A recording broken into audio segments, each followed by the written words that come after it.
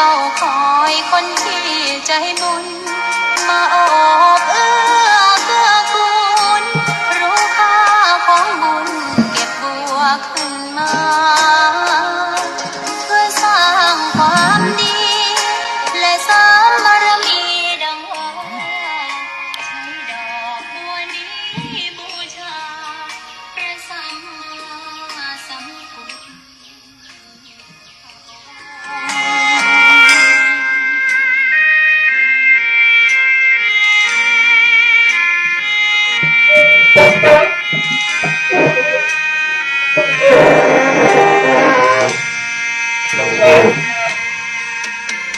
ใครไม่มองว่าบัวงามเด่น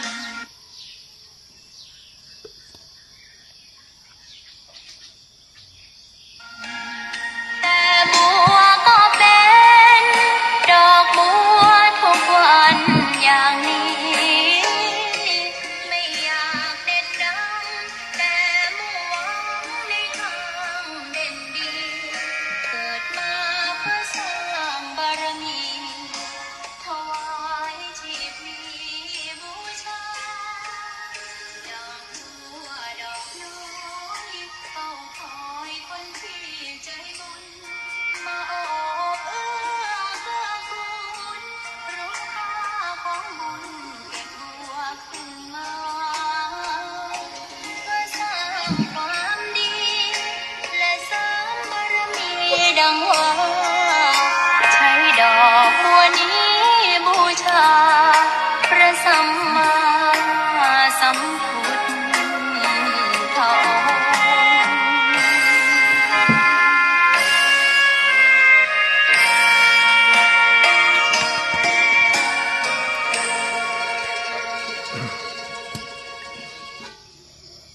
ขอนอบน้อมต่อพระรัตนตรัยแก้วเจ้าสามประการ น้อมเอาคุณพระพุทธเจ้า คุณพระธรรมเจ้า คุณพระสังฆเจ้า คุณพระอรหันตเจ้าอริยสงฆ์เจ้าจุตนจุองค์ได้เมตตาแผ่บารมีมาเป็นนวโลกุตรธรรม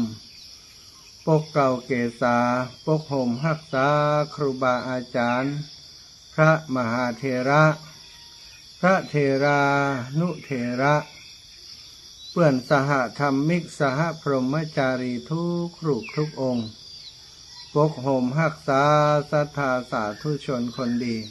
เท่าแก่อีพ่ออีแม่ตั้งหลายทุกท่านทุกคนที่ติดตามรับฟังรายการเสียงธรรมแสงอรุณเจ้าวันนี้ตั้งสถานีวิทยุในเครือข่ายคลื่นสีขาวเพื่อชาวประชาซึ่งออกอากาศจากวัดปักตังเจริญอำเภอดอยหล่อจังหวัดเชียงใหม่โดยเมตตาบารมีของครูบาอาจารย์ท่านพระครูอภิวัฒนวิกรมผู้อำนวยการสถานีคลื่นสีขาวครอบครัวคลื่นสีขาวรองเจ้าคณะอำเภอดอยหล่อจังหวัดเชียงใหม่วันนี้ครูบาเจ้าท่านอาจารย์วรรณชัยชยานันโทติดขัดข้องเรื่องสัญญาณอินเทอร์เน็ตจัดรายการบ่ได้ศรัทธาญาติโยมได้น้องเจเจซึ่งเป็นช่างเทคนิคของสถานีได้แจ้งมาเตี่ยอัตมาภาพท่านอาจารย์สมชาติเข้ารายการแทนครูบากำนะท่านอาจารย์ครูบาเจ้าอาจารย์วรรณชัยเข้ารายการบ่ได้นะเอาครัวขึ้นบ่าเรียบร้อยแล้วลาครูบาอาจารย์ท่านอาจารย์สมปานเจ้าอาวาสดูแลสำนักสงฆ์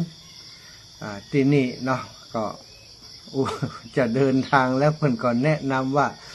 ไปบิณฑบาตเดินออกทางนี้เลี้ยวไปหน่อยเนิ่นแล้วก็ตรงไปนะกันเรียบร้อยกำลังจะออกเดินนะเจโทรมาก็ฮับสายแทนท่านครูบากามนี่นะเนาะต้องวางสัมภาระลงแห่มใหม่ศรัทธาญาติโยมชีวิตเป็นสิ่งที่บันแน่นอนอีพ่ออีแม่ทั้งหลายความแน่นอนคือความบันแน่นอนตั้งใจจะไปบิณฑบาตแล้วจะออกเดินทางแล้วมีสิ่งสำคัญที่จะต้องทำต่อ บ่สามารถจะไปเดินจ้ะก็ต้องนั่งจัดรายการอยู่ต่อไปก็คงจะจับยามพอเนี้ยเพราะว่าตังชนบทของเฮากว่าเปิ่นจะทำกับข้าวกับป่าเสร็จ 1 ข้าวเสร็จเนี่ยตี5-6 โมงป่ายนี่โอ้กำลังตื่นกันนะเนาะไปเจ้านี่อาจจะบ่ได้เข้าสักก้อนก็ได้อาจจะเป็นโอกาสที่ทำให้เฮาได้บิณฑบาตและได้เข้าสักเล็กสักน้อยเนาะ วันนี้ครูบาเจ้าท่านอาจารย์วรรณชัยชยานันโทครูบาอาจารย์ของอาตมาอีกรูปหนึ่งสัญญาณของเปิ้นบดีสัญญาณบดีมีอยู่2 อย่างซะท่าอินเทอร์เน็ตบ่เสถียรไฟฟ้าดับเนี่ยก็คือสาเหตุหลักปัญหาหลักแล้วหรือว่าคอมพิวเตอร์เครื่องมือสื่อสารนะโทรศัพท์สตังค์หมด คงจะบ่ใจนะอาจจะเป็นเรื่องของไฟที่ว่าเนี่ยเนาะเพิ่นว่าสามารถจะจัดรายการได้ถ้าบัดติดภาระธุระอย่างบัดต้องห่วงเนาะท่านอาจารย์วรรณชัยเนี่ยเป็นคนที่ตรงต่อเวลารักษาเวลาแล้วก็เสียสละจัดรายการขณะที่เดินทางมาจากพุทธศรีคีรีสถาน58 กิโลลงมาจัดรายการที่วัดปากตางเจริญแต่ช่วงหลังๆนี้ท่านอาจารย์ก็มีภาระธุระนักขึ้นก็ใช้วิธีแบบที่อาตมาทำนี่ก็คือไลฟ์สดแล้วก็เฮ้ยเจเปิ่นเกาะสัญญาณจากตังหลุมก็จะสะดวกอีกแบบหนึ่งบัดต้องเดินทางลงมาแต่ถ้าเปิ่นบัดติดอย่างนี้เปิ่นจะเดินทางลงมาเพื่อมันความสะดวกและมันชัวร์กว่าเสียงก็ดีภาพก็ดีไอ้อย่างต่างๆที่สถานีมันพร้อมนะเพราะมันบัดต้องส่งต่อบัดต้องไปเกาะไปอย่างละอย่างอาจารย์เปิ่นจะเลือกเอาแบบนั้นแต่ถ้ากรณีแบบนี้ก็แสดงว่าท่านอาจารย์เปิ่นมีภาระธุระเลยจัดติดตั้งบนบัดได้ลงมาก็ทำให้เกิดเหตุคัดข้องขึ้นจนได้เนาะจริงๆแล้วก็ช่วงนี้เป็นเวลาสำคัญของท่านอาจารย์สำคัญอย่างใดก็สำคัญตรงที่ว่าจะมีป้อยหลวงแล้วสถานป้อยหลวงย่อมเนาะบัดถึงกับเป็นป้อยหลวงใหญ่ย่อมคืออย่างตอนนี้จะยกชัดพระธาตุพุทธศรีคีรีนะพุทธศรีคีรีที่สร้างมาเป็นเวลาร่วม10 ปีแล้วนะสถาบันได้สร้างวัน2 วันซึ่งสถาอีปล่อยแม่บางคนที่ไปช่วยขนศิลาแรงขึ้นไป ก่อพระธาตุนั้นก็ลาจากเขาไปแล้วก็มีบางพ่องนี่ไปไหนบ่ได้ละติดเตียงไปเห็นละนะบางพ่องก็ยังมีบาปไปแห้งหลายก็โอ้ท่านอาจารย์อีแม่ก็อยากมีโอกาสยกชัดโดยเปิ่นเนาะอยากหันชัดติปลายพระธาตุปิ๊กเพิ่นน่ะถ้าใส่ชัดลงไปมันจะงามหมอกใดน่ะหลายคนก็ต้องหาท่านอาจารย์ก็ว่าถ้ามันรอมันแล้วหมดนี่ก็ศรัทธาญาติโยมทั้งหลายอาจจะบางคน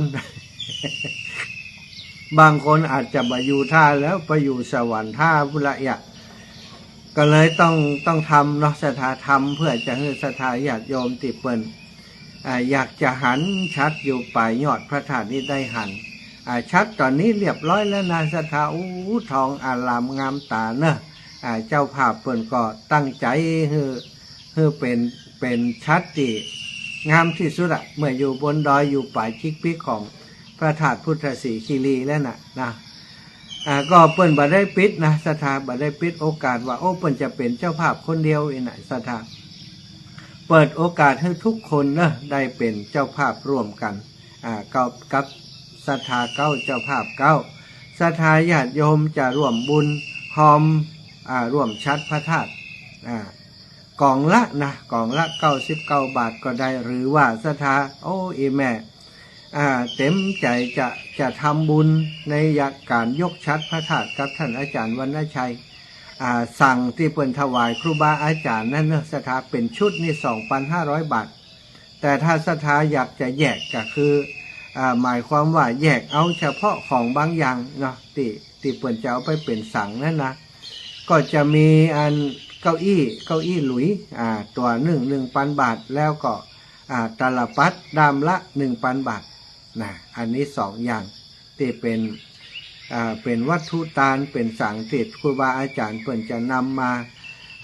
เป็นสังฆพันธ์สังฆทานเนี่ยเนาะสถาอันนี้แยกออกมาเป็นเก้าอี้1,000เป็นตาลปัด1,000แล้วก็ส่วนของ ไผ่ที่โทรมาที่อันเบอร์บัดเดียวนี่เนอะได้ยินตอดอยู่นั่นก็คืออาตมาใช้โทรศัพท์เครื่องนี้ไลฟ์สดนะถ้าศรัทธาจะติดต่ออาตมาติดต่อ0808844173เนอะ0808844173เนาะคนที่กำลังโทรนะก็คงจะดูไลฟ์สดอยู่0808844173 0808844173เบอร์นั้นกรุณาอย่าโทรมาอีกเนอะเพราะมันจะรบกวนการสนทนาอู้จากันตรงนี้เนาะก็เป็น2 อย่างโต๊ะเก้าอี้ 1,000 บาทแล้วก็ตลับปัดดำละ 1,000 บาทถ้าเอาเป็นชุดก็คือ 2,500 พร้อมกับหยอดตาลด้วยนะสถานอีพ่ออีแม่หลายท่านหลายคนก็หอมผ่านอาตมามาตอนนี้อาตมาเป็นเจ้าภาพให้ท่านอาจารย์ไปอยู่ที่คุณแม่ดาราแม่รัตดาอีแม่โทรมาตั้งเพลวิอินแม่สาบเสมอมีอะไรอย่างรายงานฟังโทรมาจากวิอินเดี๋ยวถ้ามีรายงานก็รายงานได้เนอะแต่ว่าถ้ามีอย่างฟังโทรมาจากเพราะว่ายังอู้ไปถึงไหนเจ้านะอู้ถึงสั่งก็มีหลายท่านหอมผ่านเตี่ยอาตมาที่แรกจะเป็นเจ้าภาพคนเดียวหนึ่งชุด2,500เนาะแต่ตอนนี้มีคนอีแม่ขอห่วมครับอาจารย์เนี่ยอีแม่หอม100-200บางคนก็20บางคนก็500นี่ก็เลยว่าโอ้บัดใดแล้วตอนนี้มีคนร่วมมาโดยฉะนั้นก็เปิดแหมสังหนึ่งของอาตมาก็ตอนนี้เป็น2 สัง2 สังนี่ก็สั่งหนึ่งเป็นของตัวเองและอีกสั่งหนึ่งก็ฮือศรัทธาญาติโยมที่เปิ่นหอมมาที่เปิ่นหู้จักเลขที่บัญชีของอาตมาได้หอมมาเนาะส่วนเลขที่บัญชีของท่านอาจารย์วรรณชัยเนอะศรัทธาญาติโยมเดี๋ยวขอพอกำเลขที่บัญชีของท่านอาจารย์วรรณชัยมีอยู่เนาะมีอยู่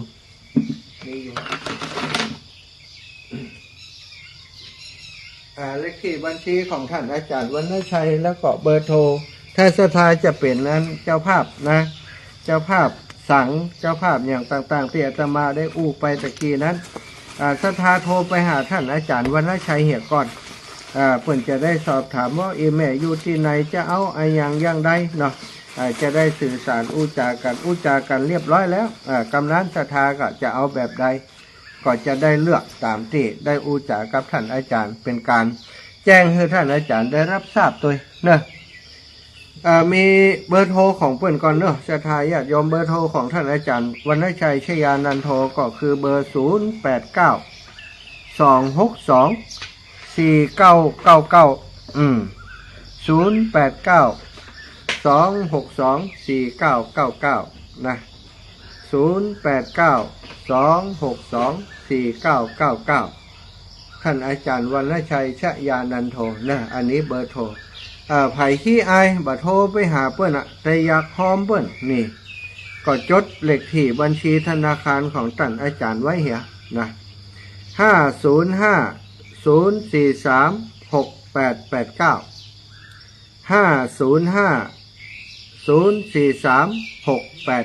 5050436889เนอะศรัทธาญาติโยมก็โอนไปนะโอนไปร่วมบุญร่วมเป็นเจ้าภาพชัดนะเจ้าภาพชัดกล่องละ99 บาทอันนี้อาตมาว่าเอาคนเดียวเนี่ยกล่องละ99 บาทเพราะอย่างมันจะเป็น9มงคล99 บาท100 บาทก็ได้จะเอาทวนก็ได้299ก็ได้399ก็ได้นี่สถานแล้วแต่เฮากันเนาะเฮาอยากจะได้เลขมงคลเฮาก็เก้าหน้าเก้าหลังเก้าพับ9 หน้าอีนะ99ไปได้กล่องละเนาะเป็นเจ้าภาพชัดด้วยเปิ้นชัดไผโอ้บัดใจว่าเป็นเจ้าภาพด้วยได้ง่ายๆนะถ้าบางเจ้าเนี่ยบ่ฮื้อไผหอมร่วมจะเอาคนเดียวเอกก็มีนะอันนี้คนขี้จิบุญขี้จิบุญนี่มีบริวารขนาดทำบุญยังขี้จิบ่ฮื้อเปิ้นหอมตัวอันนี้ชัดนี่ของเจ้าคนเดียวโอ้เปิ้นแปลงตั้งแต่ลุ่มมาน่ะฐานโครงสร้างเปิ้นแปลงกันเสี่ยงตังไปต่างฮือตัวมาเจาะเหมาะเอาชัดคนเดียวเองไม่ได้อย่างน้อย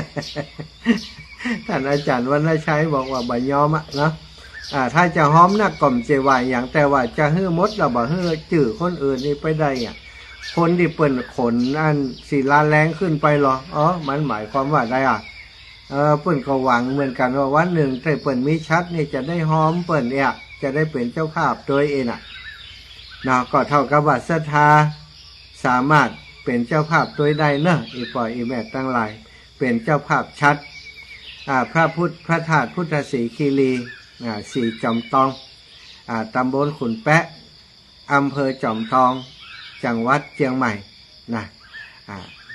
ซึ่งเป็นวัดที่ครูบาอาจารย์ของเฮาขึ้นไปสร้างไปพัฒนาอยู่กับพี่น้องบนดอยบนเขาพุ่นนะท่านอาจารย์วรรณชัยชยานันโทโอ้ต่างขึ้นไปนิทุระกันดาร สมัยก่อนท่านอาจารย์ต้องเอาขบกขึ้นรถไปตัวสถาวันดีคืนดีฝนตกเดินทางไปบ่ได้นอนข้างตังเนี่ยบางเตื่อฝนตกใบหินกิ้งลงมาขี้เปอะมาขวางตังเอาขบกจกเอาขบกแปลงหนตังขึ้นไปเวลาลงมาจัดรายการแล้วโอ้ลำบากสถากว่าจะลงมาถึงกว่าจะกลับไปถึงดอยแต่ว่าเพิ่นทำมาเป็นเวลา10 กว่าปีเกือบจะ20 ปีแล้วนะสถาบัจใจวันนี้วันวานนะอาตมานี่โอ้มานี่บรหารความทุกข์ยากของครูบาอาจารย์นะมาที่หลังเพิ่นนะเพิ่นเล่าให้ฟังก่อนนึกตัวเปิ่นไป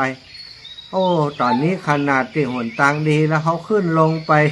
ขุนแปะนี่เขายังว่าโอ้มันนักแกนะหนทางนี่โอ้ติดตั้งแท็กก็มีติดกดไปกดมาก็มีสถาขึ้นไปจากหั่นไป15-16 กิโลเนี่ยมันไก่แต่ไก่ว่านะไก่เพราะอย่างสถาก็อย่างที่ว่าหนทางมันขึ้นอย่างเดียวมันกดไปกดมาเนี่ยวันเดียวนี้อาตมาจัดเตียวขึ้นเนอะบอกหมอกทุกมันร้องจัดเตียวขึ้นวันหนึ่งจัดเตียวขึ้นจากอันตีนดอยขึ้นไปเลยจะไปเตียวปูจาสิ่งที่อันเป็นวังกะละมงคลติพระธาตุพุทธศรีคีรีติหันโอ้ท่านอาจารย์ว่าสิ่งที่จะเอาเป็นหัวใจพระธาตุบรรจุอยู่ตั้งไหนเนี่ยพระพุทธรูปบ่ฮู้ต่อใดนะสถาแล้วก็พระพุทธรูปสำคัญทั้งนั้นเนี่ยจะปรากฏตัวปุณณะ5,000 ปีตั้งหน้าปุณณะสมัยพระพุทธเจ้าสี่อริยเมตไตรที่จะเกิดขึ้นไปตั้งหน้าปุณณะท่านอาจารย์เพิ่นตั้งใจว่าสิ่งศักดิ์สิทธิ์สิ่งสำคัญพุทธรูปวัตถุมงคลต่างๆเพิ่นจะเอาบรรจุเป็นหัวใจพระธาตุท่านตีฐานก็มีตีตรงกลางก็มีแล้วก็ตีบนปรียอดปุ่นก็มีนะสถาใส่ไว้เป็นห้อมเป็นป้องล้วนแต่เป็นวัตถุมงคลอันมีค่าทั้งนั้น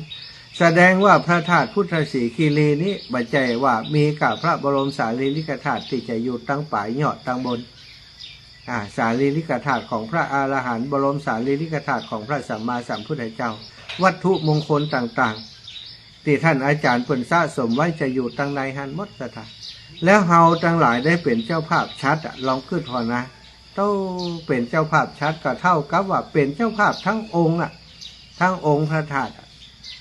ศรัทธาญาติโยมก็เตรียมจิตเตรียมใจเตรียมจิตให้ใสเตรียมใจให้สะอาดปัจจัยมีบาทนักเล็กน้อย9 บาท10 บาทก็หอมเปิ่นไป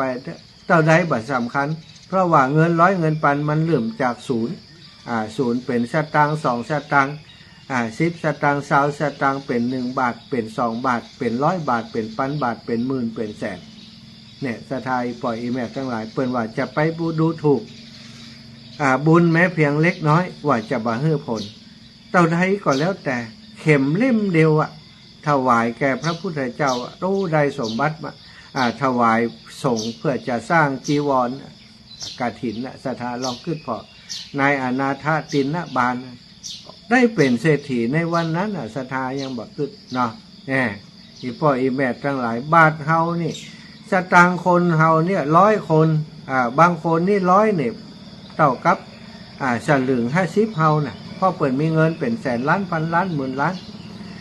บางคนก็ปันเปิ่นเนี่ยเท่ากับสตางค์บาทของเฮานี่ฉะนั้นเนี่ยคุณค่าในการทำบุญของแต่ละคนจึงบ่เหมือนกันบางคนนี่จกขยันจะเอาไปซื้อกับข้าวอยู่หั่นโอ้มีตังอยู่10 บาทซื้อกับข้าวเหี่ย5 บาทเอามาทำบุญเหี่ย5 บาทศรัทธาลองขึ้นพอกับคนที่เปิ่นมีเงินเป็นแสนเป็นล้านเปิ่นบริจาคปันกับเงิน5 บาทของคนที่เปิ่นบ่มีตังค์น่ะมันจึงมีความหมายแตกต่างกันเขาจะอยากจะจนอย่างใดจะมีนักมีน้อยไม่ใช่เรื่องสำคัญสำคัญอยู่ที่จิตเจตนาอันบริสุทธิ์ที่เขาทำกับพระศาสนา กับพระสงฆ์องค์สังฆเจ้าครูบาอาจารย์เปิ่นสร้างพระธาตุมาโดยความเหน็ดเหนื่อยตอนนี้เปิ่นเปิดโอกาสให้เป็นเจ้าภาพชัดด้วยกันได้ถ้าไผมาได้เป็นโอกาสก็เสียโอกาสมาได้วิ่งมาหาเฮามันเนาะเปิ่นทำเรื่องชัดแล้วเปิ่นรับการปิดรับสมัครแล้วปิดรับบริจาคแล้วเฮาก็มีโอกาสแล้วก็จะมีโอกาสสร้างบุญในด้านอื่นๆก็อาจจะมีอยู่แต่โอกาสในการเป็นเจ้าภาพชัดนี่ก็จะจบในวันที่9นะ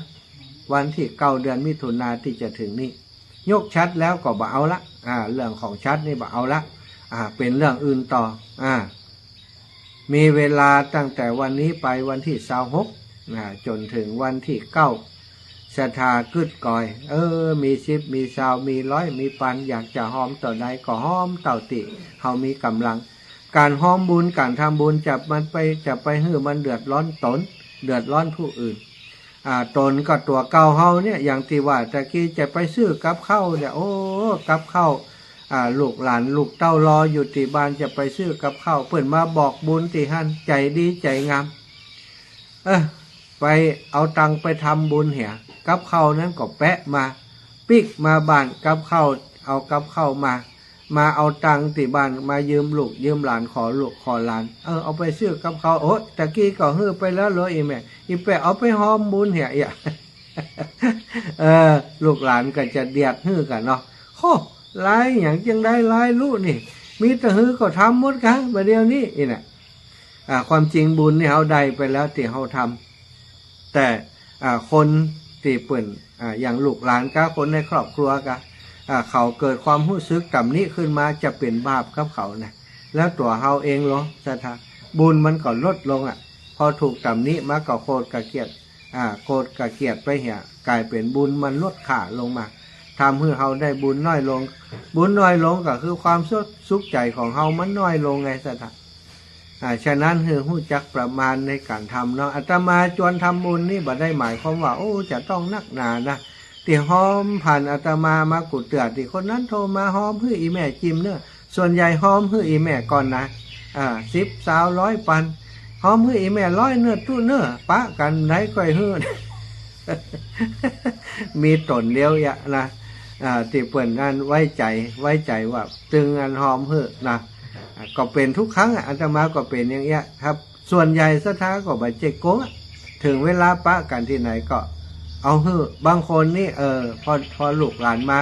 คนนั้นคนนี้มาสะสมไว้ต้องติดนี่อาจารย์สมชาติเป็น500แล้วอย่างใดนี่ถ้ากูตายไปจะเป็นหนี้ทุเจ้ากะหาน่ะซ้อหาคนโอนเฮือก็มีนะศรัทธาก็เป็นอย่างเงี้ยเนื่องบ่ต้องห่วงถ้าฝากที่อาตมาก็จะดูแลเฮือเพราะทุกครั้งที่รับปากครูบาอาจารย์อาตมาหอมเกินไปกูครั้งศรัทธาโอนมาบ่เจ็บปอ ทำไมต้องหอมเกินกลัวเป็นบาปศรัทธากลัวเป็นบาปว่าเอาตังเพื่อนมากินหอมเกินไว้เนี่ยมันเป็นอย่างละมีละเขาสบายใจคนที่หอมมานี่จะกึดอย่างไรก็บางเทื่อบ่ได้ประกาศนะว่าอีแม่คนนั้นคนนี้หอมมาเปิ่นหอมมาแล้วก็ถือว่าเป็นน้ำแล้วศรัทธาหอมมาแล้วบ่ต้องห่วงว่าคืออาตมานี่กว่าที่สุดเวลารับตังมาแล้วบ่เอาไปจ่ายนะบ่เอาไปทำบุญให้เปิ่นนี่เพราะอย่างศรัทธามันเป็นบาปมันเป็นบาปตึงปากบาปตึงจิตใจบาปตึงมันจะสนายจะซ่องจะมาตอบแทนเขาจะไปตอบแทนตั้งหน้านะติดเงินบุญนี่นะ1 บาทนี่พระศรัทธาดิมดีไซน์นี่เป็นจาดนะไปเป็นคนค่าทาสคนรับใช้เพื่อนนี่ศรัทธาจะเอากันนะเนาะอันนี้ก็บอกกันไว้เนอะศรัทธาญาติโยม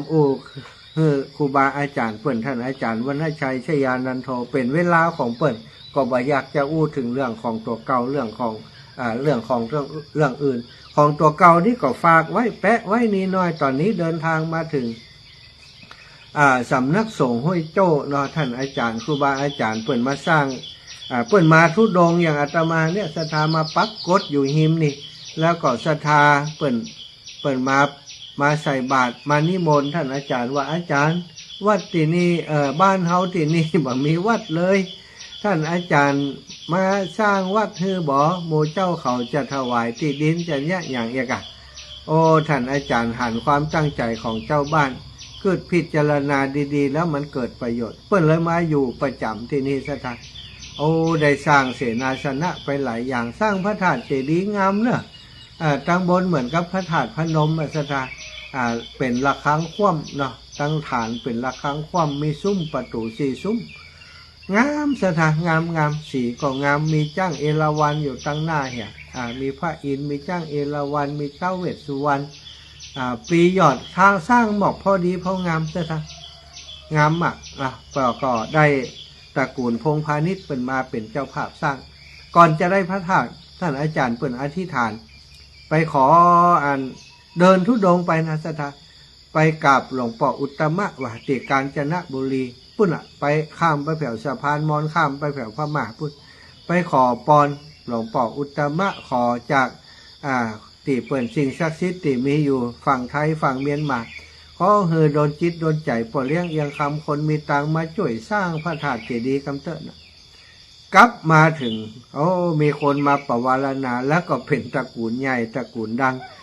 เป็นเจ้าเป็นตำรวจนะชะตาเป็นลูกของคุณมนตรีพงพาณิชย์นะอดีตรัฐมนตรีคมนาคมและรัฐมนตรีหลายกระทรวงสมัยก่อนพระกิจสังคมเนาะชะตาญาติโยมก็จะรู้จักดีท่านของตั้งแต่ติดตามหม่อมราชวงศ์คริสต์ปราโมทย์มาบุญนะ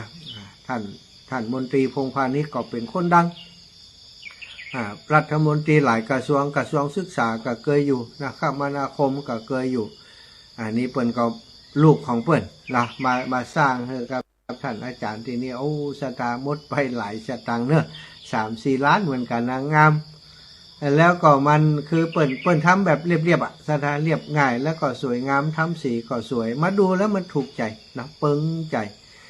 ตอนนี้ก็จะยกฐานะเป็นวัดแล้วนะจะขึ้นเป็นวัดแล้วหลวงพ่อเปิ้นทำเรื่องเสนาสนะเรื่องที่ดินเรื่องอย่างเรียบร้อยละส่งไปสำนักพระพุทธศาสนาก็รอตังเปิ้นเรียกว่าปรมาภิไธยเนาะตังบนแห่งกรรมถ้าส่งไปตามลำดับเดี๋ยวก็เป็นวัดละก็เหมาะสมที่จะเป็นวัดว่าพร้อมทุกอย่างพร้อมตึงตังในตึงตังนอกไปในมีพระสงฆ์องค์สังฆเจ้าอยู่ดูแลตังนอกมีญาติโยมอุปถากอุปถัมภ์พี่น้องเจ้าบ้านเนี่ยดูแลดีมากมีการมีงานมีกินมีตานมาหอมมาห่วมบุญหอมบุญกันช่วยท่านอาจารย์กับน้ำกับข้าวกับป่านี้บ่ได้เดือดร้อนบ้านเฮาเปิ่นมีเป็นปอกเป็นคุ้มเนาะแบ่งคุ้มกันท่านอาจารย์ก็เดือนหนึ่งไปบิณฑบาต 3-4 ครั้งเพื่อจะบ่ได้ขาดกิจของสงฆ์แต่ว่าไปตลอดทุกวันนี้ศรัทธาเปิ่นไม่ยอมเปิ่นว่าตั้งเพศเนี่ยจะดูแลเอาท่านอาจารย์สุขภาพแข้งขาเปิ่นก็บ่ค่อยดีตัวอิตนะศรัทธาก็บ่อยากให้เปิ่นเดินแล้วมาเดินกลับมาจะเจ็บปวดอันนี้ก็ได้อูถึงตีภาคที่ค่ำคืนที่ผ่านมาศรัทธาการที่ครูบาอาจารย์ที่เปิ่นมีวัดปฏิบัติดีเปิ่นจะฮู้เรื่องการปฏิสันทานพระสงฆ์ที่เดินทางมาทุกสารทิศเขาสร้างวัดเพื่อจะต้อนรับครูบาอาจารย์ที่มาจากทิศต่างๆทิศทั้ง4มาจากเหนือใต้ตกออกอย่างก็ว่าไปเถอะนะมาก็จะได้พักที่วัดที่วาที่เปิ่นสร้างไว้นั้นถ้าผู้เจ้ามาหากันบ่ฮื้อพักบ่ฮู้ว่ามาจากไหนบ่ฮู้กลัว มันก็เสียโอกาสที่จะได้บุญจะมาถึงที่นี่เนี่ยพอมาถึงพบท่านอาจารย์ต้อนรับครับสู่ดูแลไถ่ถามมาจากไหนอย่างใดจะไปที่ไหนจะมาพักกี่คืนก็พักคืนเดียวบอกท่านอาจารย์กลับแนะนำตัวให้เปิ่นฮู้จักมาจากไหนจื่ออายังอย่างอีเล่าอู้จากันก็ถือว่าถูกอัธยาศัยถูกคอกันเนาะอู้จากันเรียบร้อยอาจารย์ก็แนะนำที่พักก็บอกเปิ่นว่าผมขอตามสบายเนื้อท่านอาจารย์ผมพักแบบง่ายๆผมมีเต้นมีอย่างขอเป็นศาลาง่ายๆเปิ่นก็จี้ฮือศาลาที่จัดรายการอยู่เนี่ยสะอาดได้นอนศาลาพักสบายฝนตกบ่มีหัว ฝนบ่ตกใส่หัวสักเม็ดนะแล้วก็มาหันศาลาก็ถามท่านอาจารย์ตะกี้เนี่ยว่าอาจารย์นี่ไผเชื่อมไผทำนี่ว่าหลายเปิ่นเชื่อมละเอียดเชื่อมงามผมทำเองผมจบช่างเชื่อมมานั่น เปิ่นเนี่ยงามเปิ่นเชื่อมฝีมือเชื่อมงามขนาดศรัทธาบ่ได้เชื่อมแบบอันฉลาดทั่วไปแต้มๆนะเปิ่นเชื่อมเต็มแล้วก็ฝีเชื่อมนี่เนี เนียนเลยเนาะเป็นเกล็ดป่าเลยอันนี้ยอมรับฝีมือท่านอาจารย์สุดยอดนะแล้วก็ศรัทธาญาติโยมอีปอยอีแม่ตั้งหลายตอนนี้เตรียมตัวกันเนอะพี่น้องต่างเมืองฝางโยมแม่จงดีเขาทราบข่าวว่าจะเอารถมาหลายกันอยู่นะแม่จงดีต่างเมืองฝางต่างเมืองฝางต่างลำปางก็ไปหลายกันต่างเชียงรายก็ไปหลายเนอะจะไปนอนกันต่างบนพุ่นถ้าไผ่มีเต้นมีอย่างก็เอาไปตัวเนอะดีต้องอาจจะต้องใจเต้นใจอย่างนอนด้วยนะเพราะคนขึ้นไปหลายนะท่านขึ้นไปนอนวันที่8วันที่9เปิดมีงานเนาะถ้าเขาไปวันที่9ดิ้มตันชุกละหุกอิดคนเยอะรถจำมีที่จอดถ้าไผ่เปลี่ยนไปได้ก็ไปก่อนเนาะอาตมาก็จะไปก่อนปะกันที่พุทธบันแน่ใจว่าเวลาของงานท่านอาจารย์วรรณชัยจะถึง7 โมงกาว่า8 โมงน่าจะ7 โมงเดียวเนาะเจถ้าไปถึง8 โมงก็โทรมาบอกเนอะน่าจะถึง7 โมงเนาะศรัทธาญาติโยมไผ่ที่จะโทรมาเนอะ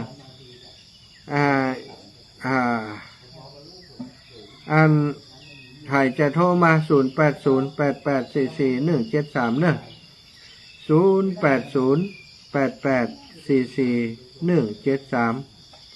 0808844173อีแม่มาแล้วเจริญปอนแม่4,000ตัดแก้ว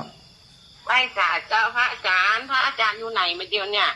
สำนักสงฆ์ห้วยโจ้เมืองเถินจะไปเมืองลี้เกิงกลางลี้นี่จากนี้ไปแหม20 กิโลพระอาจารย์ทำบุญให้แม่ก่อนก็ได้ก่อได้เอาสั่งกับพระอาจารย์50 บาทแล้วก็เอายอดอันอย่างนั้นยอดชัดยอดอันอย่างนั้น50 บาทให้แม่จำได้เลยแม่ถ้าเจอกันว่าใดแม่จะเอาสตางค์เหมือนกับที่เอาไปให้โดยนางแก้ววันนั้นนะถ้ามาอันแม่ก็จะโอนเข้าบัญชีให้เนอะเจ้าแม่เจ้าแม่ขอบพระคุณมากแม่ได้บุญกับพระอาจารย์หลายครั้งละสาธุแม่ก็จะแบ่งสายไปตั้งอื่นกำเนิดสาธุเจริญปอนป้อบุญธรรมโป่งหนองอีป้อไปก่อนไปครับเป็นขอท่านนั้นคือปอด200เนอะที่ยอดชัดนะครับยอดชัด200เนาะป้อบุญธรรมโป่งหนองแล้วเอาไปใส่พุ่นเอาเนอะเอาไปถวายอาจารย์พุ่นเลยเนอะครับอีป้อไปอยู่แล้วเอาไปถวายพุ่นแต่ตอนนี้จะใส่ยอดชัดให้อีป้อ200ก่อนเนอะครับสาธุนะสั่งคำฟันเนอะบ่ฮู้จักนะอยู่โป่งหนองอย่าสาธุกึดเติงหาป้ออยู่เนอะผมก็เจอหาอยู่แต่ฟังเนี่ยบางครั้งก็บ่โทรหาสักก็เป็นยังโทรอีกเป็นยังป้อมเป็นยังสาธุนะครับสายแม่เพนก่อนเจริญปอนแม่เพนนมัสการเจ้าพระอาจารย์เจ้าแม่เจ้าหอมอันนี้ยอดชัดที่แม่กันเนาะอันนี้เอา100เจ้าแม่เพนจะเอายอดชัดแถม100เนาะเจ้าได้เลยแม่เพนเดี๋ยวจะโอนให้นะเจ้าสาธุเจ้าสาธุแม่เพนวันนี้ไปปลูกถั่วหำก็ไปอยู่เจ้าฝนตกนะนี่มันมืดครึ้มนะเจ้าเดี๋ยวก็ตกบ้าไปมันได้เจริญปอนแม่นางคำอ้ายเจ้าไว้สาเจ้าลูกเบาวันน่าใช้ไปก่อนแม่ไปมาได้แม่ฝากไปแล้วนะโอ้แล้วไปมันได้ฝากเขาหอมหมูเลี้ยงยอดชัดแม่ก็เอา2,500กันแม่โอ้ยสาธุนากาเป็นสั่งเป็นยังเป็นยอดชัดไปตัวนั่นน่ะไอ้แม่เจ้าเจ้ามันอันเดียวกันแม่ก็ฝากไปให้แม่ดีละดูมันเต็มใจเนาะแม่เนาะเขาก็ครูบาอาจารย์ตนบุญจ้ะเดี๋ยวจะถ่ายรูปมาให้พอเนอะเจ้าถ่ายรูปมาเมื่อแม่พอกันเนอะเจ้าสาธุแม่เจ้าแม่นางคำอ้ายสันสลีเวียงปะเป้าพี่น้องลำปางกาห้วยเลียนแม่ขจรปินใจล่าเจ้าสวัสดีเจ้าเจริญปอนกำลังไปซื้อขนมมาใส่เขาป่าอยู่ดีแล้วจบนี้เด้อเจ้าขอบคุณกำลังใจส่งมาให้ทุกวันเจริญปอน1378อาจารย์เจ้าแม่เจ้านี่เป็นยันหนา จำเนียนจำเนียนกันทา ป่อ ทอง บุญท้าป่อบุญท้าทีละโพ ป่อบุญทาทีละโพ ทีละโพเจ้าแล้วก็จำเนียนกันทาทอง อืม เอาหยอดทัก200เด้อพระอาจารย์ด้วย200เจ้าจำป่อ จำเนียนกันทาทอง เจ้าจำเนียนกันทาทอง เจ้า แล้วก็ป่อบุญทาเนาะ ทีละโพ ป่อบุญทาทีละโพจำเนียนกันทาทอง200เจ้า เจ้า ขอบใจนะล่ะนะจ้ะปุ่นอยู่อันบันน้ำท่งลำปางปุ่นสถานสายบุญเนาะก็ว่ากันไปอุ้ยน้องว่าได้ อุ้ยน้องเจ้าอันบริจาคมาทุกเดือนนะอันจะบัตรโตมาบอกเนาะอันทุกท่านละอ่อนเขาจัดการนี่นะฮะทำบุญแค่น้ำเข้าไปนั่นแหละเจ้า เจ้าสาธุเนอะอนุโมทนาบุญ ทุกเดือนเลยนะ อนุโมทนาบุญ นะเจ้าท่านบักคูกันอย่างจะเจอกันก็บอกเลยบางวันโอเคละรับทราบพอดีเวลาหมดอีแม่เวลาหมดแล้วหมดเวลาแล้วศรัทธาญาติโยม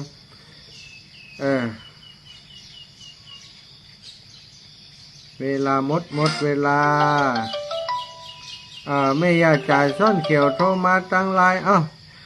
จัตตาโลธรรมาวัฏันติอายุวันโนสุขังพลังเนอศรัทธาตั้นเจ้าตั้งหลายแม่จ่ายว่ายังไดโอ้นั่นไปตะวาหันนั่นเสียหมูไหนเสียหมูป้าไหนเจ้าหมูป่าที่อันเส้นแบ่งเขตระหว่างอำเภอเถินตำบลเถินบุรีกับอันตำบลแม่หมอกอีแม่เขาปั่นน้ำเปิ้นแม่จะหอมอันเก่าหยาบซักแม่ร้อยไม่ซุกร้อยเจ้าหลงมุน50 บาทไม่หลงมุนจะน้อยอีแม่ส่งตั้งไลน์มาให้แหมกำเนอะอันจะใจอันแม่เงินจะส่งได้ดีละวันนั้นแม่เงินก็ส่งมาแล้วรอบนะอันนั้นผลยังป่ะแหละโอเคถามยังกันไปหากันมันกะกับแม่เงินแต่บ้านใกล้กันนะสาธุอีแม่จ้ะใครเปิดไอ้ห้ำอยากแช่ดีละอันร้อยเอกสงวนเป็นเพื่อนกันแล้วนะฮะเราว่าหันเพื่อนพออยู่พอ Facebook อยู่หลานอยู่พิษณุโลกนะจังหวัดซ่อนเขียวนะหลานขอทุนกับขนมปีเจ้าสัตว์ตุ้นนะแม่เนอะเวลาหมดแล้วจะไปบิณฑบาตแล้วศรัทธาญาติโยมก่อนลังว่าถึงเอี้ยกันเนาะอันไผมาแหมล่ะโยมน้องสุขโยธินกราบนมัสการเจ้าอันก่อนสีรอพระวันบุญเกิดวันที่19วันนั้นละของจนไปแอลกันเลยไปละหนังล้อของไงเขามันขึ้นมาพอดีเขาเลยจิ้มพอแหละโอ้เป็นวังน้ำเห็นหรอฮะเลยจิ้มเข้าไปจิ้มแล้วมันออกยากนะเจ้าสาธุเขาแชร์ก่อนนะถ้ามาแชร์มันเพื่อเขาออกเจ้าล่ะเจ้าตอนนี้อันฟังวิทยุล่ะเป็นไผออกครับพระอาจารย์นะกะเดี๋ยวนี้จบแล้วลงเป็นเพลงล่ะล่ะแสดงว่าเชียงใหม่ขอมันตึก7 โมงดีละป่าฉันจะบิณฑบาตกันเจ้าสาธุละสาธุเจ้าสาธุจ้